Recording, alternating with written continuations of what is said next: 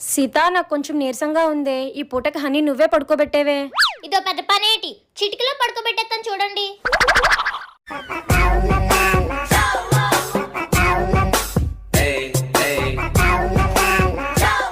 బొజ్జున్నావా honey? పడుకో honey పడుకో. జో జో జో honey పడుకో హనీ. జో జో జో హనీ పడుకో. జో జో జో జో హనీ పడుకో.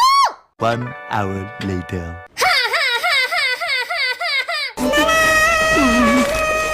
2 hours later. జో జో జో. అమ్మయ్య పడుకున్నాడు. ఎప్పుడు మా అమ్మని నన్ను పిచ్చెక్కిస్తావు కదే, అందుకే ఇప్పుడు నేను నిన్ను పిచ్చెక్కిస్తున్నా.